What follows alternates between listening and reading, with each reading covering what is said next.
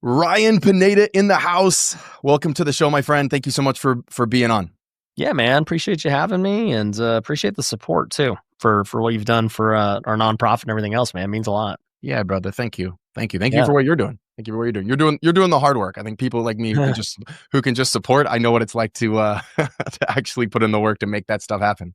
Yeah. Man, for someone who doesn't know you at all or has never seen your stuff, how does Ryan Pineda define himself? Or maybe the old networking question. So what do you do? I know, it's funny. My kids are getting old enough now, so today's their second day of homeschool. I got 3 kids, 6 and under. My wife's pregnant with a 4th, and Congrats. thank you. And it's funny. She's like, "Yeah, I was trying to tell Olivia what you do, and it's kind of hard to explain." I was like, "Yeah, I mean, now these days, most people just who I meet already kind of know me, so like I don't have to like explain what I do."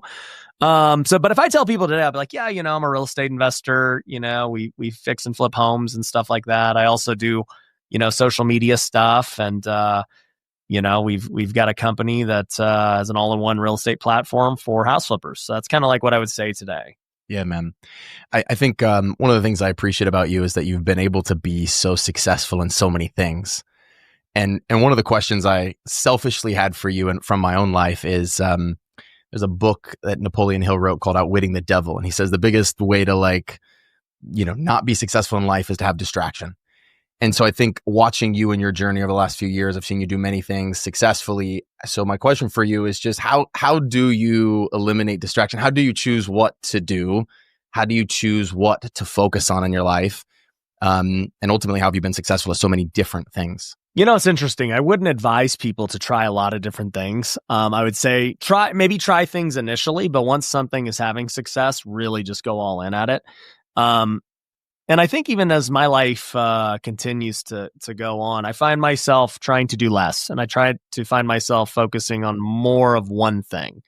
And I would say the way it even got to this point where I was doing a whole bunch of stuff and even still doing a lot, but now like even less, but more, is that I always found one thing to focus on at that given moment. And I really went out and tried to become the best at it. So, my part of my early days, I was playing pro baseball. And so I was like, all I did was play baseball, dude. I didn't care about real estate or social. I was just like, man, how do I become a great baseball player? And then, I started flipping houses and I was like, well, this is working. How do I just get really good at this? And you got to remember, man, back then, this is 2015 when I first started flipping houses. Everybody was like, dude, keep rentals, do this, do multifamily, it's like, there's a million ways. It was still a problem back then of like too many options. I was like, man, I'm just going to flip houses. I don't really care about all this other stuff. I'm just going to get really good at this. And until I feel like I've reached a point where this is like, I'm satisfied essentially. And so after, my 4th year flipping houses, I flipped 150 homes, that year. And I was like, I'm pretty satisfied. Like, this is good. I don't need to flip 500 homes or 1,000 homes. Like, I'm good. And so once I got to that point, then I was like, all right, so like, what's the next thing I want to do? Like, I've delegated this out. It's running. It's good. What's the next thing? And at that point, it was social media. It was during COVID and this TikTok thing was starting and YouTube and all this stuff. And I'm like, I think this is the next big thing. I really think this is going to be a major part of the world and business and everything else. And sure enough, it was. And, I just solely focused on that. I was making literally 2 TikTok videos a day by myself. There was no editors. I was just like, I got to figure it out. I got to learn it. I studied everything about YouTube. I started making content. I would get live feedback. I would look at all the data. I was just obsessed with it for years. And then, once I got to a point where I was satisfied, like by no means am I the biggest guy ever, but I was satisfied with the result. It was like, all right, let's learn a new thing. And that's kind of how it's always been. It's like master something to the degree that I'm satisfied and then master a new thing. Check the box. Yeah. There was a piece of advice that I think you got. I believe you talked about getting it from Dave Ramsey, where he said, your purpose doesn't change, but the process will. Would you mind just explaining maybe what that means and how you've kind of applied that to your life as you've gone through iterations of who Ryan Pineda is? Yeah, great question. So I interviewed Dave, and really great guy. I mean, like I would call it my more immature days, I used to be a Dave hater. I'm like, this guy doesn't know anything, man. I'm still there a little bit. Yeah. A lot of real estate guys are. And we're like, dude, that's good. This guy doesn't get it. It's the best part of real estate. And, agree or disagree, it is what it is. But one thing you can't argue with is his success and his results and his longevity and how many people he actually has helped. I mean, anyone hating on him, that no one I've seen hate on him has anything close to the amount of impact or resume or wealth or anything that he has. It is what it is. So, when you're going to argue with somebody, you better be able to back it up. And that's when I learned, like, I should probably just shut my mouth and listen to what this guy has to say. So, anyways, I'm interviewing him and I'm telling him this. I'm like, yo, this is where I came from. This is what I've always thought. I've now been through different cycles of real estate where I've seen my debt become a problem and like losing money from debt. I'm like, I get it. I get why you got scarred. I'm kind of like still a little scarred from, losing too. So,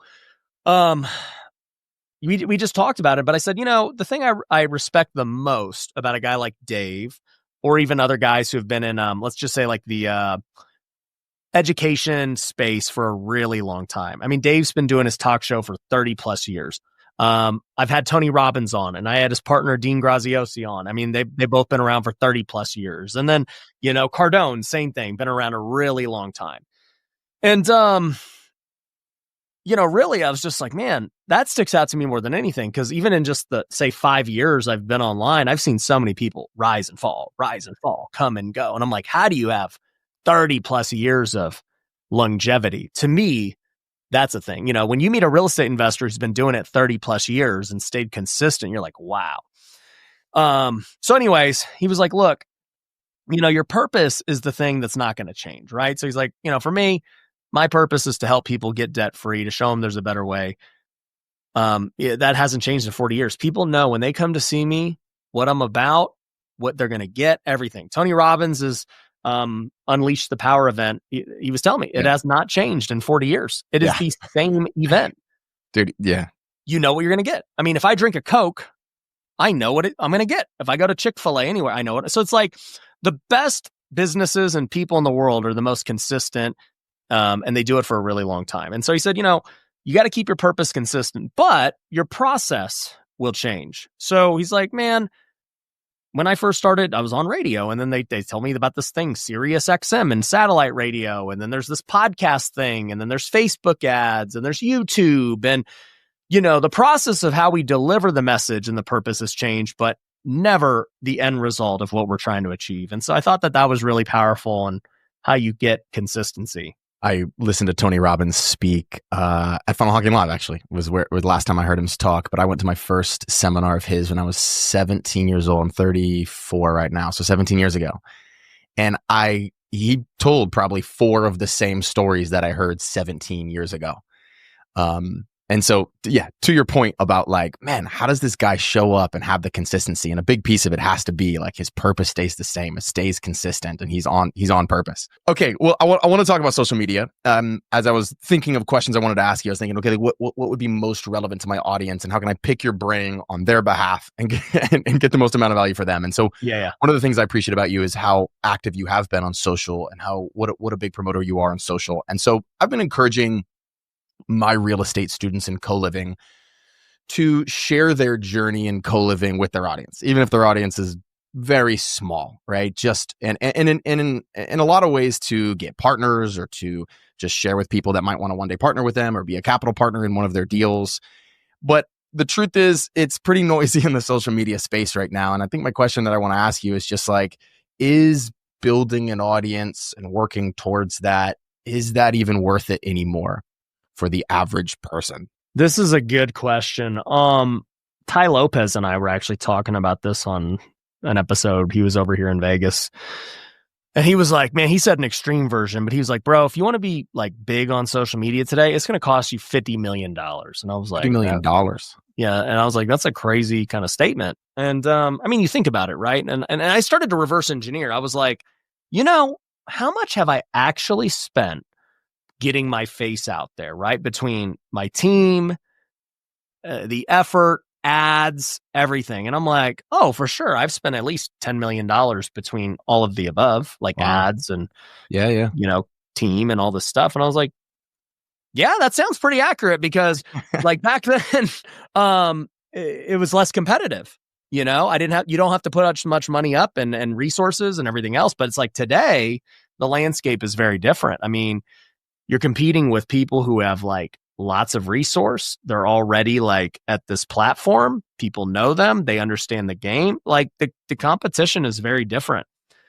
And so I've been contemplating this a lot because I used to have a business was called Wealthy Creator. And we no longer do it right now. And it's not that it was a failure or anything. I mean, it did great. We've helped tons of people build their brands. Financially, it was a massive success.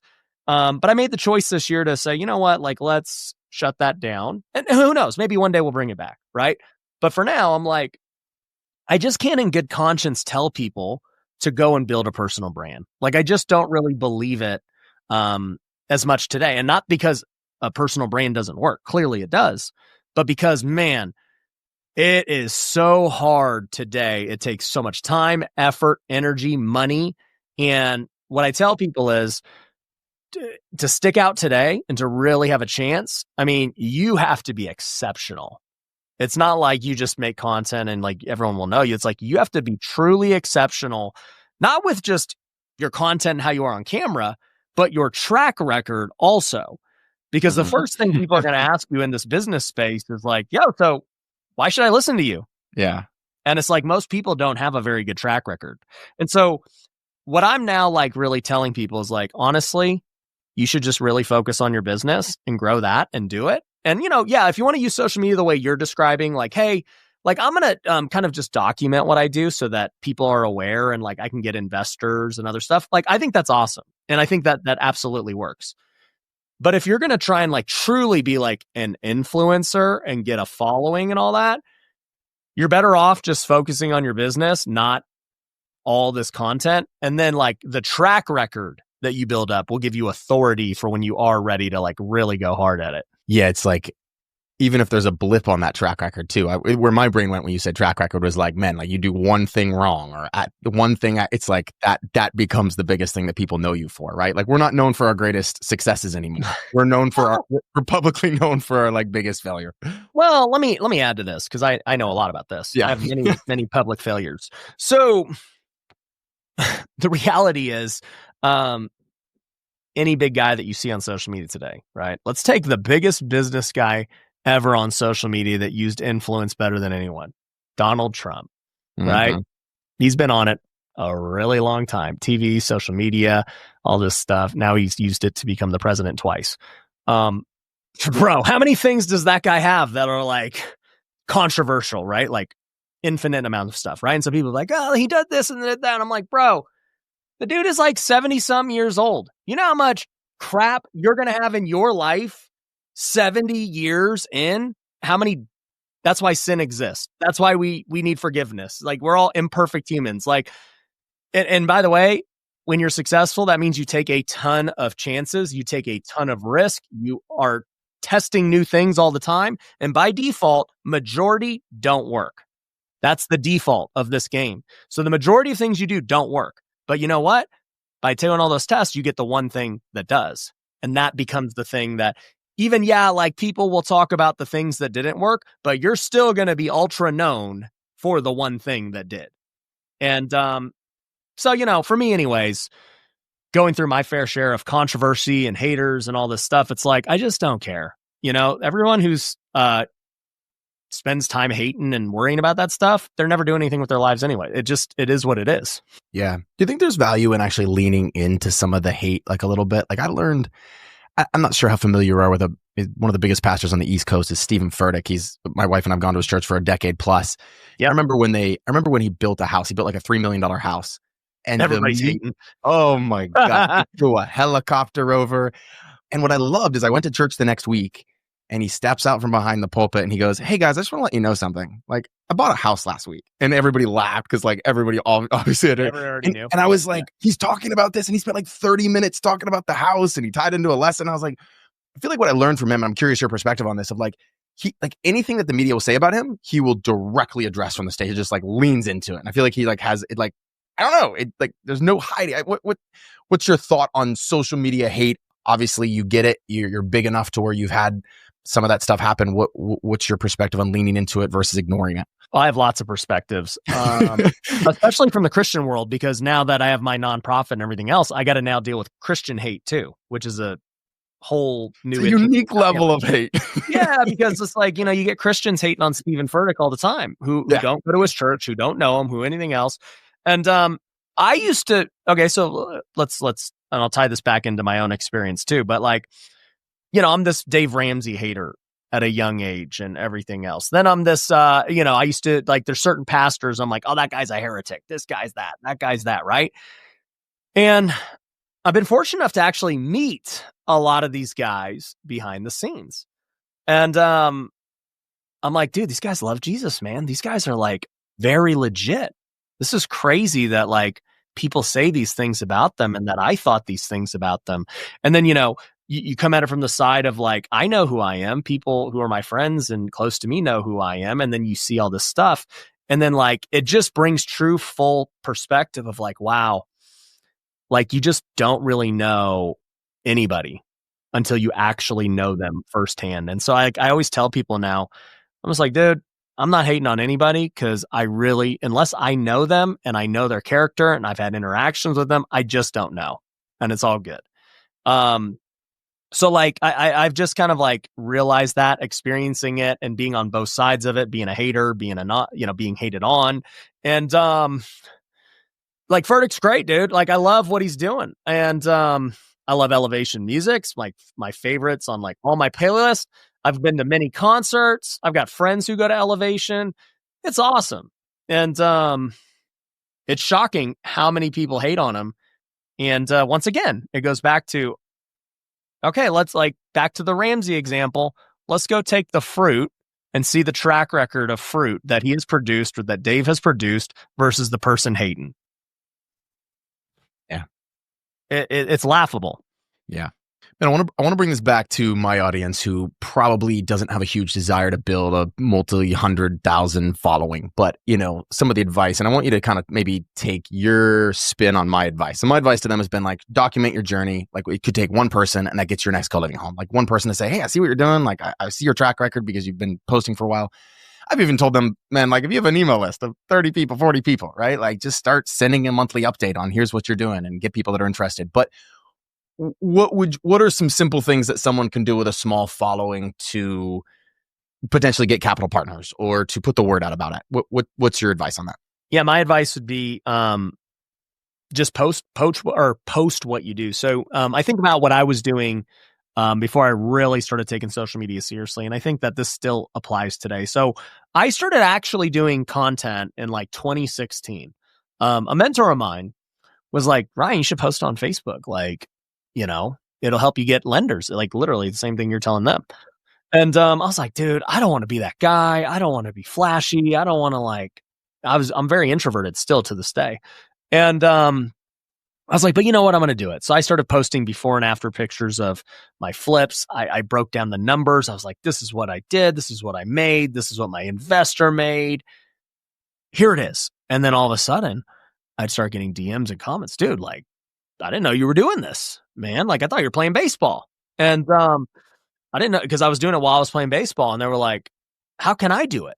Right. And so it just became like a great lead source. And so that went from like writing things and doing before and afters to then me just doing videos. So at that time, there was no edits or anything. I would just literally film my phone. I'd be like, hey, I'm here at a house and like, I'm going to show you around. And it was like a 5-minute Facebook video. And I did that for like 3-4 years. And I was just on Facebook and it made me millions of dollars with no following because I was able to raise capital that helped my deals. I was able to get deals from wholesalers and realtors because they knew who I was and what I was doing. I mean, truly, all I needed to do was be locally known. I mean, that was the thing. And at that time too, the way Facebook, YouTube wasn't like as big as it is today. There was no TikTok. Instagram was like kind of coming along. So, but Facebook was the premier thing at that time. And I just remember I just went to Facebook and I started adding every single realtor in Las Vegas because once somebody was added as a friend, they then see your stuff. So I was like, if these guys are my friend and then they see my post, they're going to start knowing who I am and that I'm a buyer, that I'm an investor. And it worked. realtors started knowing who I was, even at a small level at that time. So the moral of that story is you can make a ton of money in real estate with a very small following, just showing people what you do. But I would add one other thing that I did that I don't do today, and actually I take that back. I do this a little bit today still. But one thing that they should also do is not only post, but make sure they're outbounding people who they could do business with. So like I was outbounding those realtors by adding them as friends. Today, I mean, I would use Instagram as well. And I'd be like, I'd send those realtors a DM. I'd look up every realtor in Las Vegas and I'd be like, hey, just so you know, I'm an investor here in town. It's good to connect. I'm following you, right? Like I would do that today totally. And I think that would get you a lot of relationships, and now they can see what you're doing.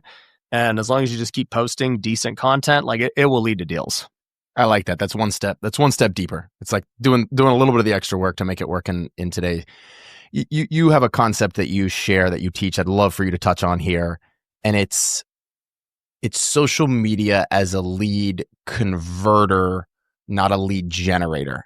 And I'm curious, first of all, for you just to maybe briefly explain like what that means to you and how you came across that. I feel like that was a big aha for me.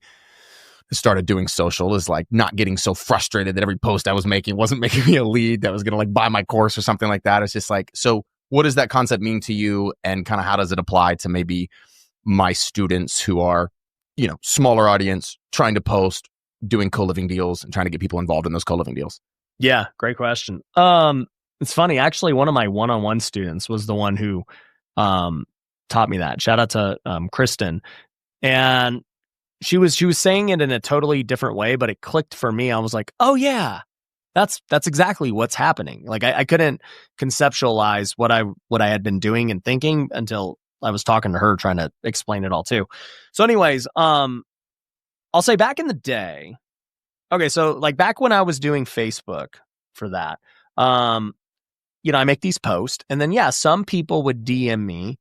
And like they okay, so let's say that was a lead generation, right? They're coming to me now, they're commenting, they're like, yo, I'm interested. But then I was also reaching out to those realtors and trying to become known to them and everything else. And it's not like they became a lead for me because I did that. Like they just started to see my content because now we're friends. And in turn, what ended up happening was, as time went on, I was making offers on their properties. And then those people were like, oh yeah, I've seen your content, dude. Like I know you're legit. Yeah, let's do the deal. So in that sense, it became a lead converter because I still had to go out and get the lead, and make it happen and pay for it and whatever. But because of the content, I actually stuck out and it converted. And so like when I look at my content today and everything that I'm doing, organic is great. Don't get me wrong. Like organic is, my definition is that I get leads from just putting out good pieces of content. People DM me wanting to learn more. People go to my websites wanting to do business. Organic, it gets stuff. All right. But I will say paid to this point gets me significantly more. And it's interesting because you're like, well, I mean, with your following, wouldn't organic, and that's what you want. I'm like, yeah, but organic always has a cap to how many people you can get. And if you're solely focused on monetizing organic, then you always have to pitch. You always have to do call to actions. Like that's what it is. So my strategy today is like, okay, you know what? Yeah, organic will be a lead generator for me, but it's not like my main focus. In fact, what I really want organic to be for me is a lead converter. And this is what I would argue for anybody who's making content, is you should focus on it being a lead converter, because, for most people, you're not going to have this massive following. So it's not ever going to generate that many organic leads. But we can all market and spend money and do different things to get in front of more people. And so that's what I do. I mean, I spend hundreds of thousands a month on paid ads. And so people are seeing me millions of impressions for ads that I'm paying for. Now, those ads are pure call to actions. They're not just like content like my organic stuff. They're like, sign up for this thing, join this event, book a call here. Like they're pure call to actions. And so what happens is somebody sees one of those ads and they're like, oh yeah, I recognize that guy. I've seen his content before. Like he's actually like a legit real person.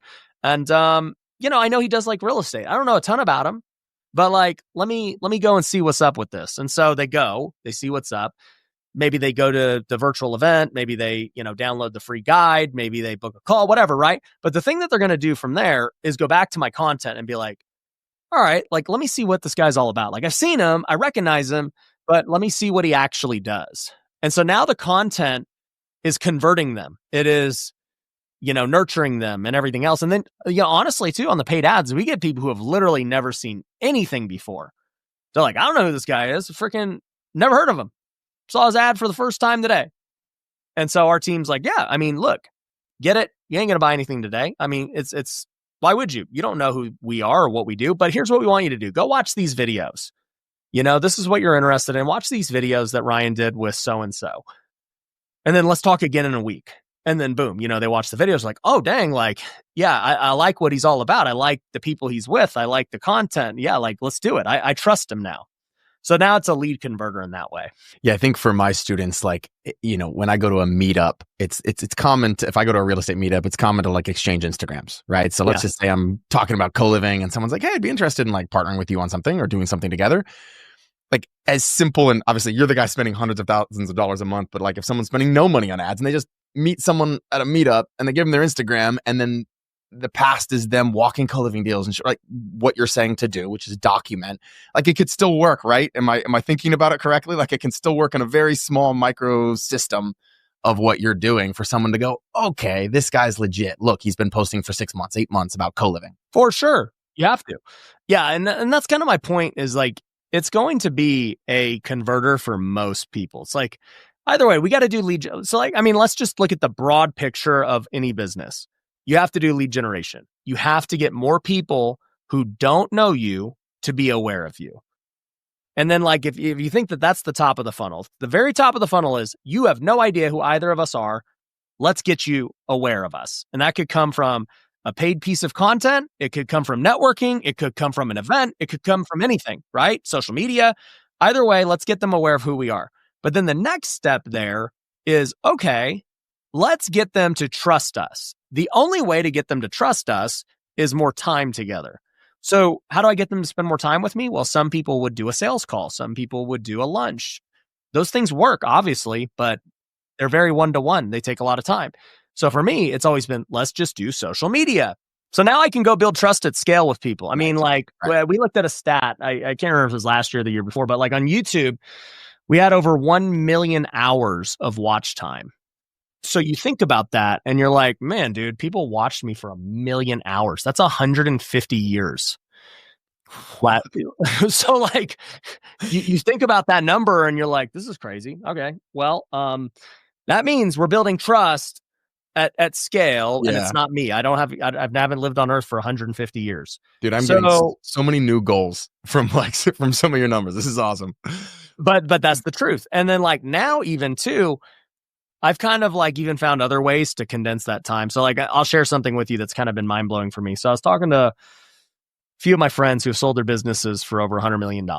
And we just talked about this idea of CAC to LTV ratio. These are things a lot of real estate investors don't think about, but like normal business, well, not normal business owners, but like high level business owners and investors and PE firms, they're all looking, like the number one metric they look at is CAC to LTV. Essentially, what is my customer acquisition cost? Okay, so how much do I got to spend in marketing to get the customer?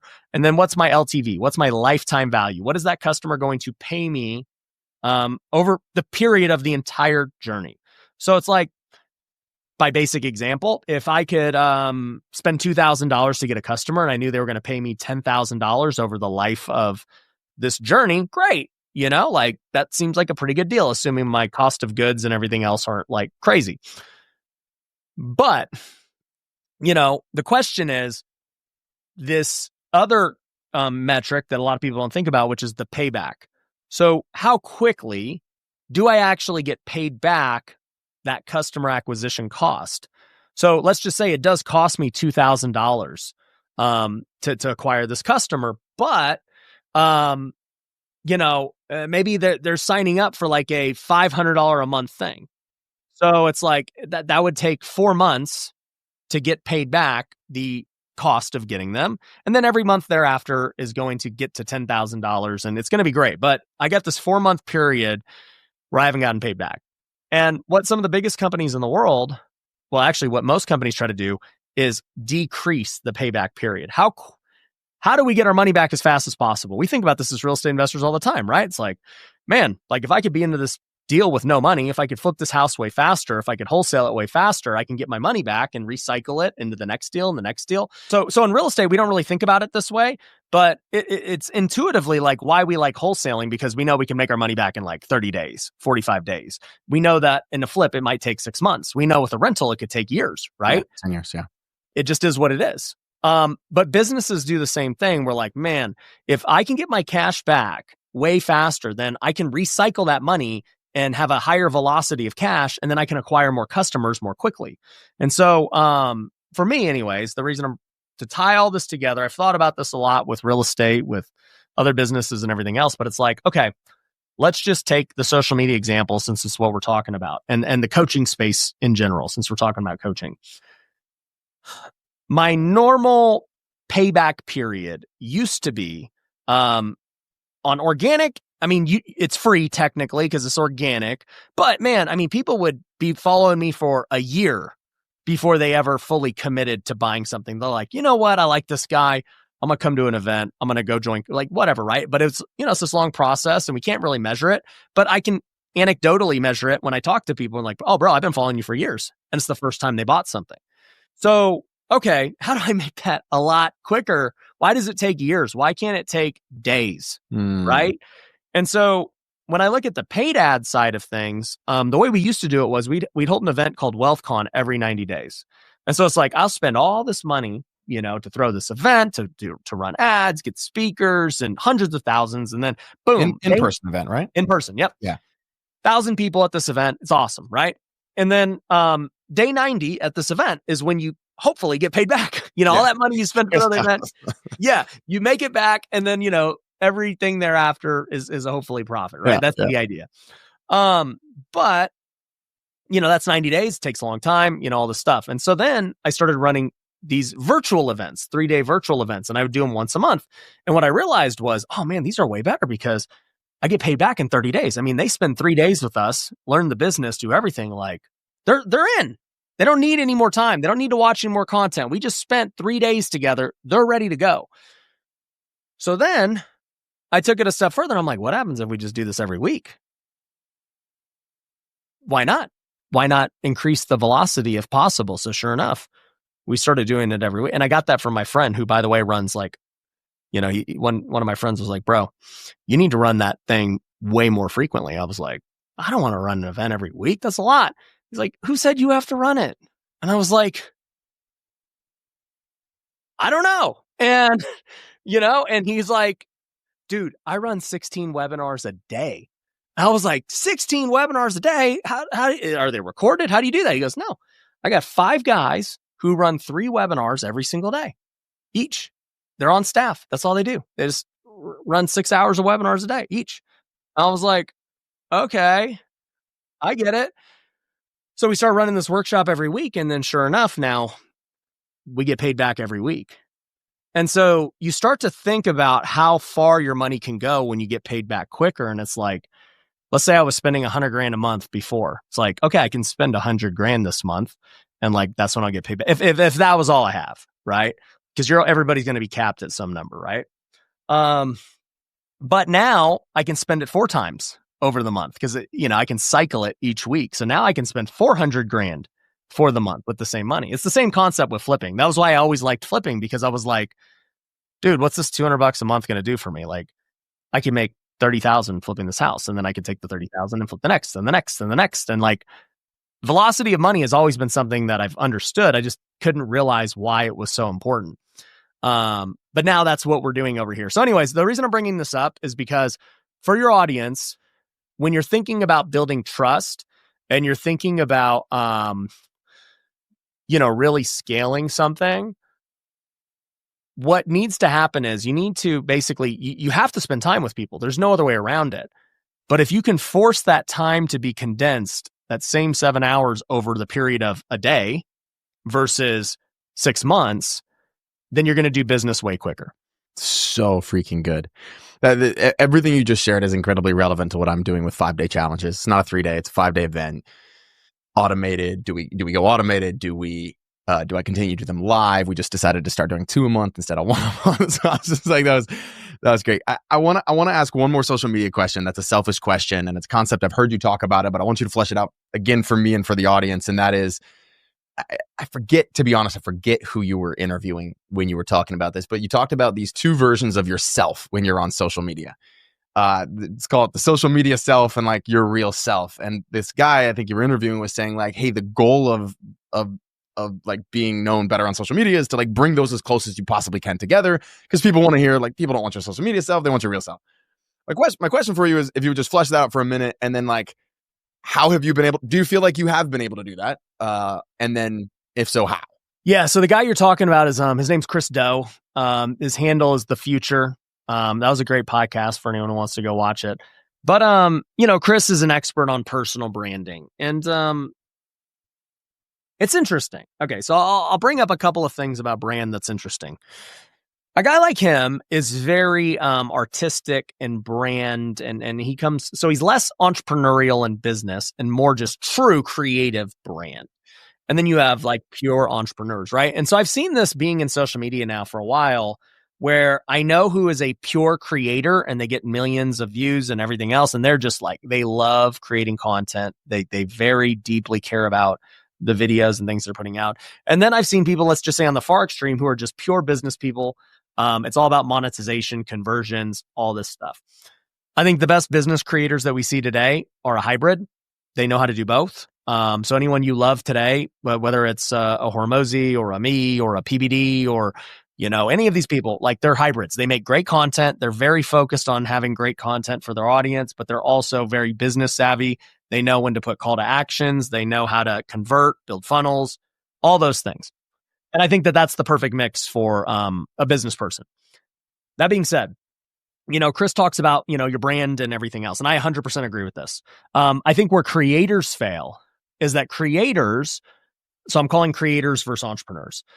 Creators, in a lot of times, cater to what the audience wants, because their whole business is built on views and sponsorships and all that stuff. I don't need a lot of views to make a boatload of money. I need the right people to watch my stuff. And if the right people watch, we're square. So for creators, they fall into the trap a lot of times of just making content for views, and they're always chasing views. And so they end up doing a lot of things that they don't want to do. They got to put on a face that maybe they don't want to put on, and it sucks. What I have found is, back to kind of like what you talked about with Furtick, is that, dude, when you just are who you are and you're unashamed about it, and you call out the controversy, you call out the drama, you're just open, it's the easiest way to live, right? Like, you can do it for a really long time just being who you are. But if you live as this fake person, you will burn out being not you. So, for me, I want to have longevity, like the guys I mentioned before with Ramsey and Tony, and dude, I want to do this for 30 years. So if I want to do this for 30 years, I can't be a fake person. I just have to be who I am. And some people like it, some people don't. It's all good. But I know that it will lead to longevity. And then I know also, too, that the people who do business with me are going to be like-minded people. I don't have to tiptoe around what I can and can't say. It's like, no, dude, like, you know what I'm all about. And clearly, if you're here, then you at least agree with some of it. Was it that realization? I mean, I don't know, that made you want to start talking more about your faith publicly, or is that, I guess that was just an extension of kind of who you are. And I feel like you've been more vocal about that in the last few years. Maybe you talked about it earlier on and I just wasn't as in tune with it. Yeah, I would say it's definitely gotten way more vocal in the last couple of years. But yeah, I mean, it's not like I ever shied away from faith. I would mention it in videos, and it's, it was what it was, right? I would never do full on videos about faith like I would today. So that has definitely changed. But I just think it goes back to, as you evolve as a person and everything else, faith. I've been a Christian my whole life. Okay, I grew up in the church. Man, I've been going to Sunday school since I was 3 years old. All right. Yeah. Like, none of this world is new for me. Everything we're doing with the nonprofit Wealthy Kingdom, Man, I've been holding a Bible study in my house or at my office for 8 years straight, nonstop. So it's like Wealthy Kingdom just became an extension of what I was already doing and just doing it on a much more massive scale. And, you know, my content just started to reflect my priorities in life as they started to change. And so it's like, man, I just felt like God was calling me to evangelize more and to just be more bold out there because not a lot of people were. I think that when you look in the business space and all these different people, it's like, man, I just noticed there was not really many Christians that people could look up to in the business space. And one day I just became convicted about it. And God essentially, like this phrase that we use in Wealthy Kingdom now is because this is what I heard. And it was basically, if not you, then who? And Love that. that was like this thing I really thought about. I was like, if not you, then who? And I was like, man, if I don't start talking about this, who will? Who else has the events, the influence, the theological knowledge, the background? I've spent the last 20 plus years of my life doing all these things, learning how, like all this stuff, building, like all of it. And I'm like, I can do it. And if I don't do it, then why would I expect the next guy to do it? Or and at the time it was really because a girl at one of my events, she was at WealthCon and she was like, Ryan, like I really look up to you, as a Christian business owner. I got a question for you. Who do you look up to? And I started to think about it and I was like, who do I look up to? And I was like, I can't give you a good answer. Like, I don't know many people that I would look up to in this current social media space who are just like actively bold, all about it, doing these things.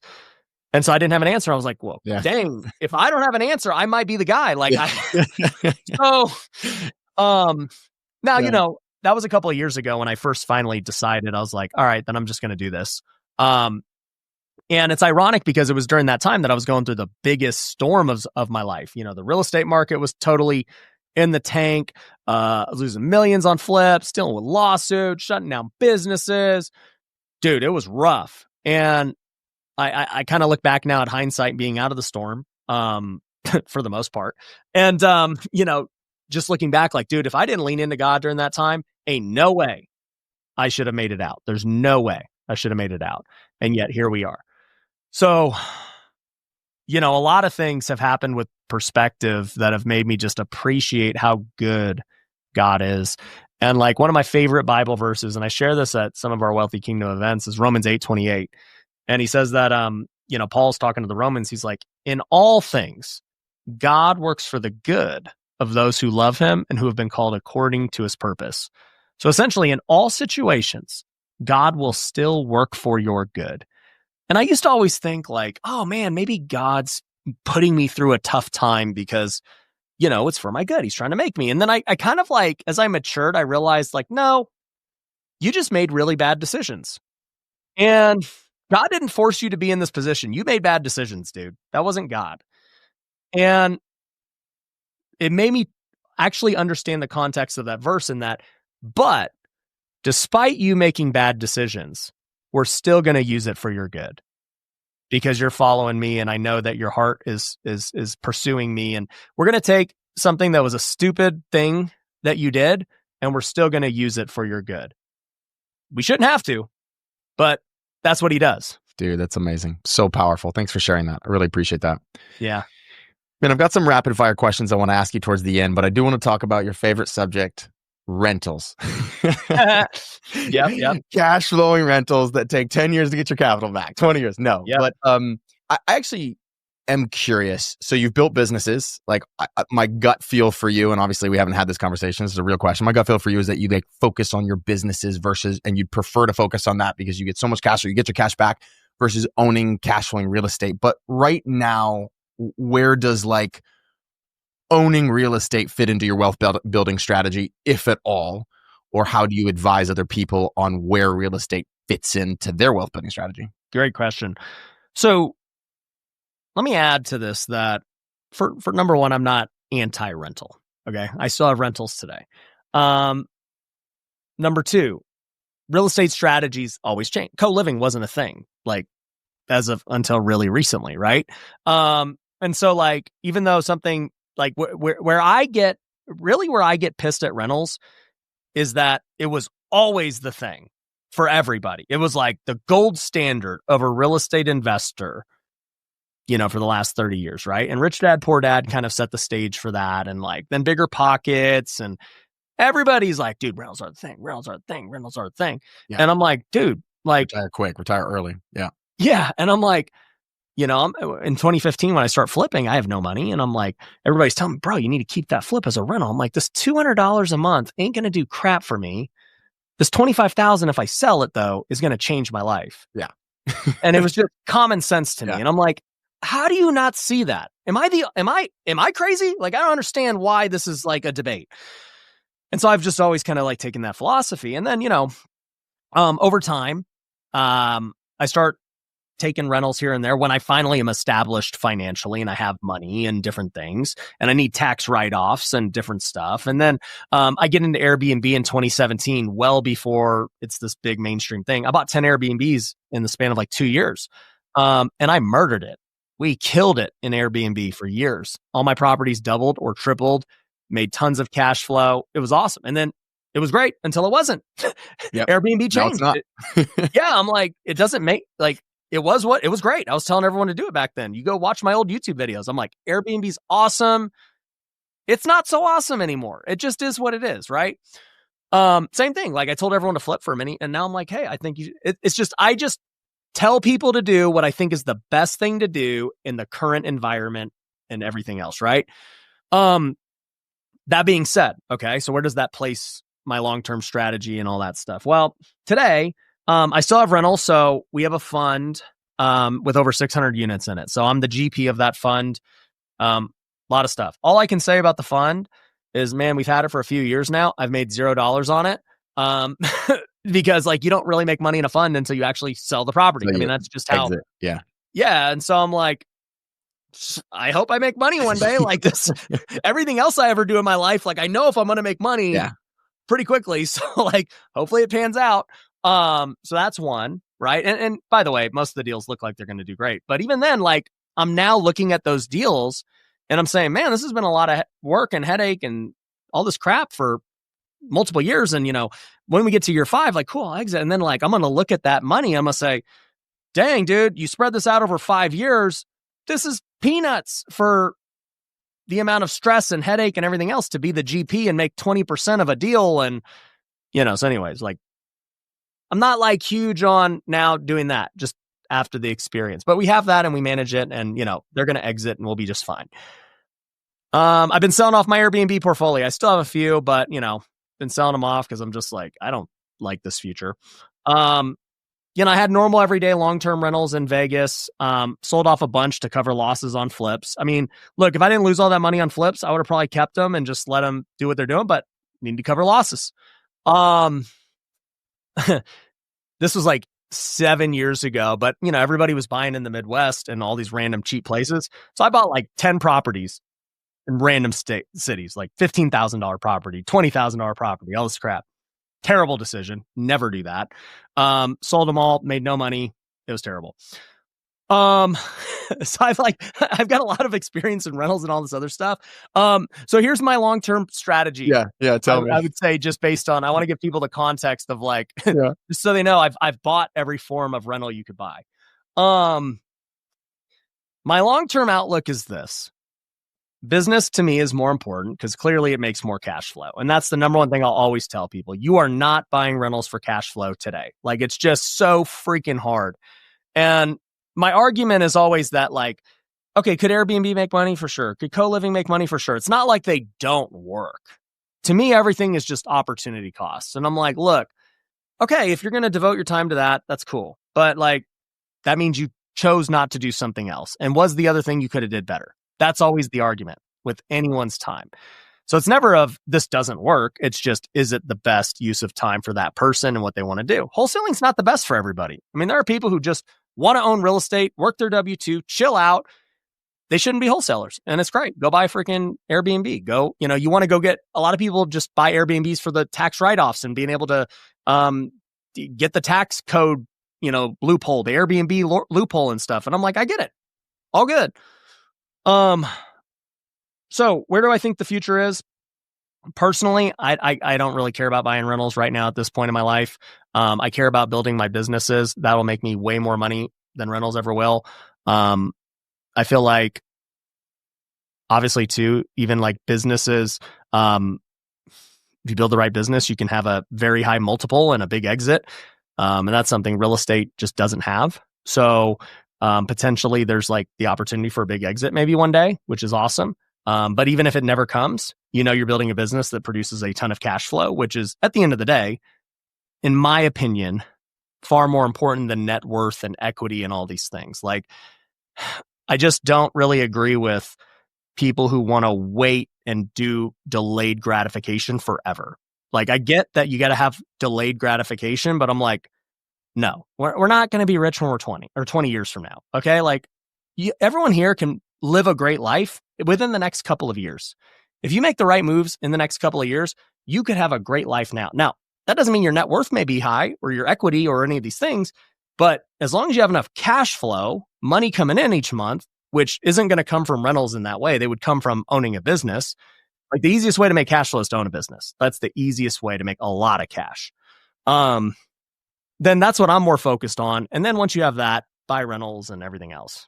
Yeah, I saw you and Cody Sanchez talking about it. Obviously, she was super vibing with you about like, yes, it's in businesses. It's it is, and that's what I've made all my money is. And like, the house flipping is a business. It's not really real estate in that way. Wholesaling is definitely not even really real estate. It's just marketing and sales. That's all wholesale business is. Yeah, I really like your the way you're thinking about it. Is what's the opportunity? What else could I be doing with this time and energy if it takes a lot of time and energy? And what does that money make? I'm just going to ask you really directly because I want to get your opinion on co-living before I do a couple rapid fire questions. I'm all in on this strategy, and actually, I know co-living's kind of become a thing over the last few years, but I was doing it a decade and a half ago. Literally, like, every property I've ever owned, I rented by the room, house hacked, and then did another one, and did another one. Went on this crazy journey of like putting 3 people in, and 4 and 5 and 6 and 7 and 8 and 9 and 10, and like our biggest home, we were like 11 people sharing it, right? So I say that to say, like, I'm all in on it because it actually does have some social benefits. It helps solve affordable housing. Like, that's not just me saying that. That's US Department for Housing and Urban Development came out and said, we believe co-living can solve affordable housing. It helps with loneliness, brings people together. And the cash flow is significantly more. But with what you know of co-living, what's your honest opinion about that strategy? And I'm not looking for you to say like you love it and it's awesome. Like, I want you to say like your audience needs to, co-living is great. I want you to say what you like with what you know of it. What's your opinion on it? So, I mean, there's a couple of things, right? I have had first off, right? Like, when I hear co-living, it's like, what does that even mean? Because it's like such a broad, like, are we talking Airbnb? Are we talking rent by the room and like this pad split thing? Rent by the room, taking what about home. Like college rentals? Or just professionals, just long term. Okay. Because I've had also too, like, an interesting one is all these people who are doing assisted living and stuff like that, right? And it's like, similar concept, but like even higher paydays, right? If you can figure it out. I'll be honest. One thing is I've never truly like ran the numbers or looked into it like significantly. My mindset has always been it's probably similar to how Airbnb was. That's just kind of like my guess. I'm like, all right, yeah. I mean, I could see it probably might be able to net you $1,000, maybe $1,500 a month. Like, I don't know. Is that accurate? 1 to 3, 1,000 on the low end for a property, 3,000. It's way more stable than Airbnb just because this is it's not seasonal. It's not seasonal, and it's people calling it home. Like, it's a room, but it's home. Yep. Okay. So, yeah, I mean, like, that's great. I would just say, like, my reason I haven't done it or really care about it is opportunity cost.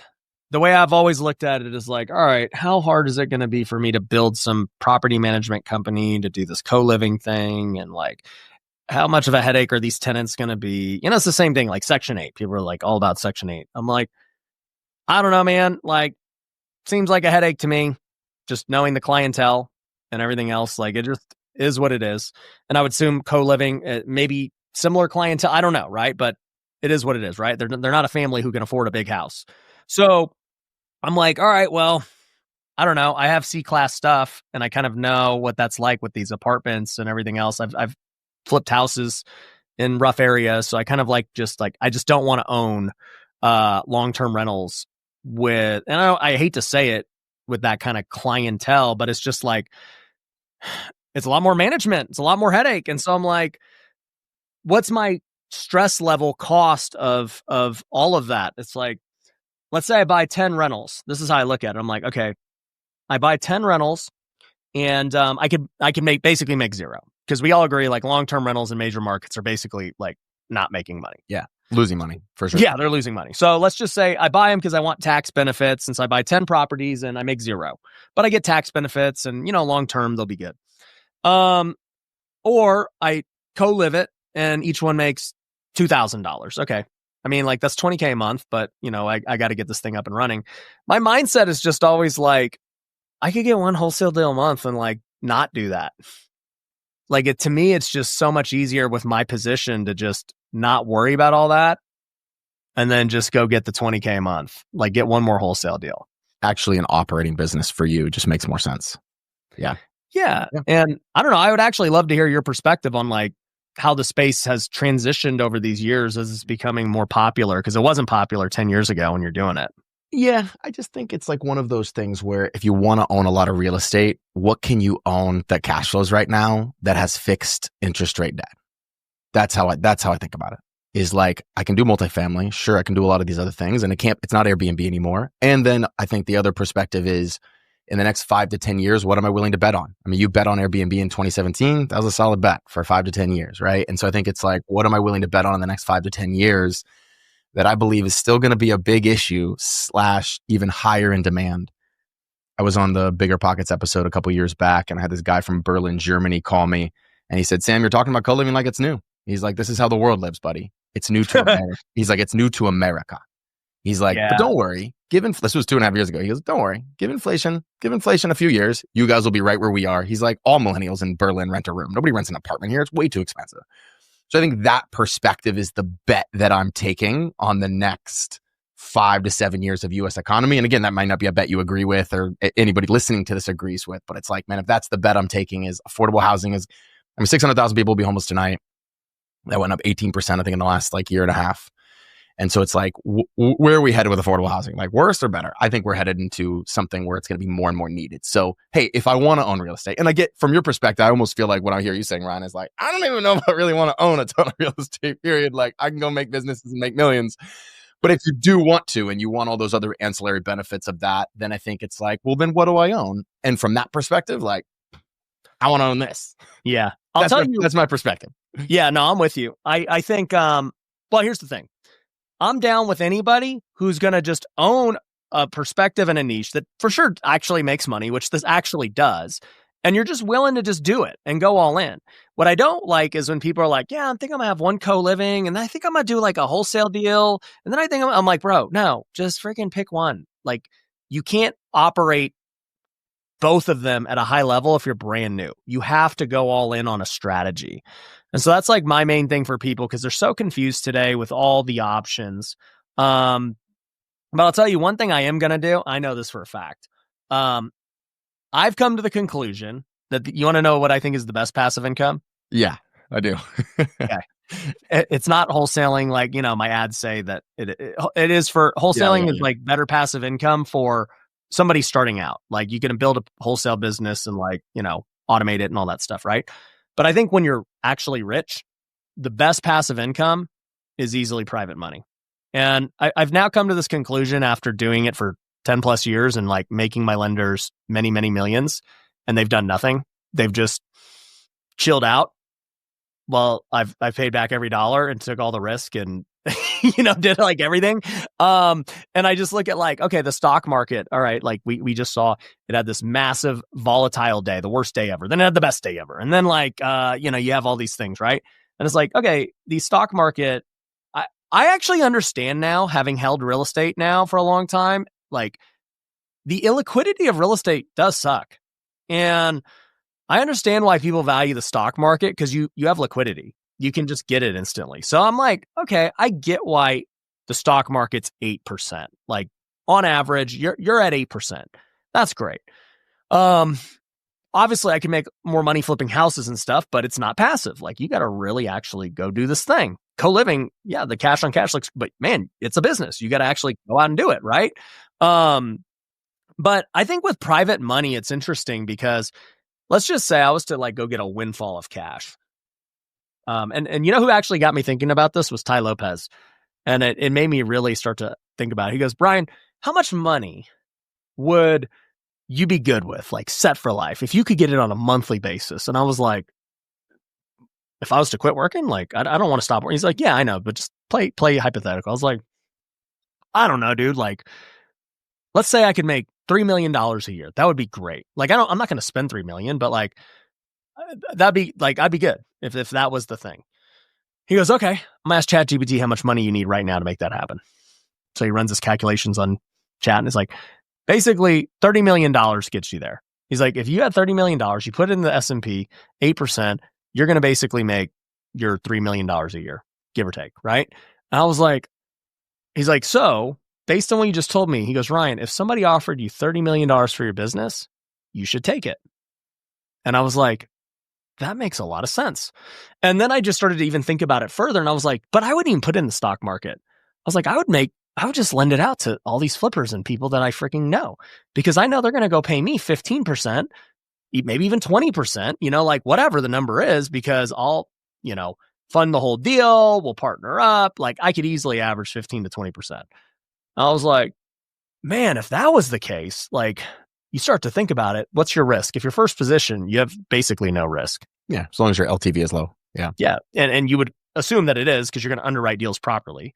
So you underwrite your deal properly. You own the property free and clear, technically. And that's the worst case. You end up with a property that's actually more valuable than like what you would have made. And, normal case though, they just pay you back at your agreed upon rate. You go charge them 12 and 2 or something, and boom, you're going to make 15 to 20%. And like, dude, at that point, if you had 10 million cash, let's just say, and you're making 20%, I mean, that's $2 million a year. And it's like almost, I don't want to say risk free, but it's like the least amount of risk you could have. It's way less risky than the stock market, flips, anything. Somebody else is doing all the work. You just fund deal. I'm like, that's what I would probably do. Yeah, that's powerful. Well, man, I want to wrap up with one final question. Thanks for all of your wisdom and just chatting with me here. If you just had to leave your kids, congrats on, you said pregnant with your fourth, right? Yep. It's awesome. Congratulations. If you had to leave your kids with one principle, it could be a real estate principle, it can be a life principle, and it was only one, what's the principle you would leave your family with? I mean, for me, it just all goes back to faith. Just follow Jesus. At the end of the day, let's get closer to Christ. None of this, we're talking about co-living and flips and wholesales and all this stuff. And it's like, it really doesn't even matter at the end of the day. Eternity is going to be so much longer than our time here on earth. And so we really need to properly plan for that.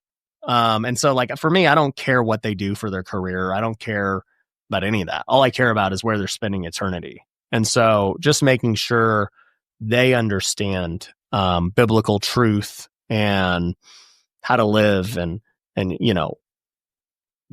like just to understand all of that is just so much more important to me than anything else. Everything else is just like, I don't want to say it's irrelevant, but it's just like, it's not even close to as important. So yeah. That's beautiful. Thank you, brother. This was awesome. Super fun connecting with you. Really appreciate you being on the show. Cool, man. I appreciate you, bro. I hope that episode was unlike any other for you. I really want you to share this one. And I would really love it if you guys would send me some thoughts on what you thought about this. This was kind of a unique perspective. Ryan's, got a big social media following. And I'm just curious, do you agree with him? Do you disagree with him? Did he make some valid points? Did he not? If so, why? So maybe just shoot me a DM on Instagram at Sam Wiegert and let me know. I'm curious to start a conversation around this episode because it was really fascinating for me. And while I have a lot of respect for Ryan, doesn't mean I have to agree with everything he says. And in the case of real estate, I definitely don't agree with everything he said. So share with me what you think, though. That's what I'm most interested in.